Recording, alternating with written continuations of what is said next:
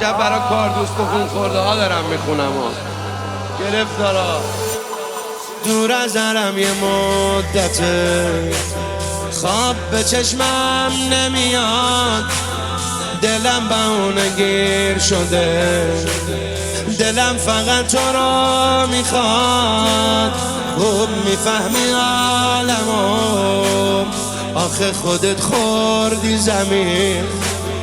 همیشه دردامو میگم به جوون ام البنین، جوون ام البنین. بگو حرف تو بهش دیگه کار رسیده به استخون ابوالفضل.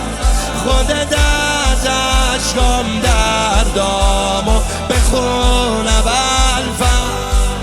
به خدا دیگه من خستم از این اون ابوالفضل. مهربون ابوالفضل، مهربون ابوالفضل. تو دادی آبرو و آبرو دارت نبودم، حلالم کن اگه گرمی بازارت نبودم. یه کاری کن برام، خیلی وقت جز به لیست زوارت نبودم. آه ابوالفضل، آه ابوالفضل، آه ابوالفضل، آه ابوالفضل. همیشه دنیا به دلم یه جایی پشت پا زده، از همه بهتر میدونی چیا به روزم اومده.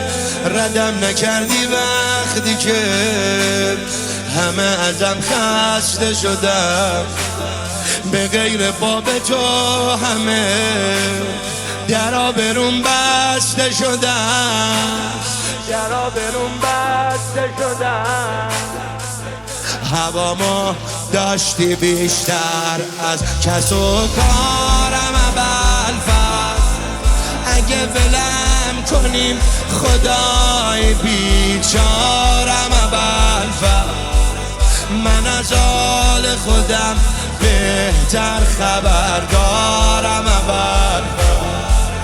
گرفتارم ابوالفضل، گرفتارم ابوالفضل. قبول دارم یه جایی به بیراه کشیدم، بدی کردم ولی از تو به جز خوبی ندیدم.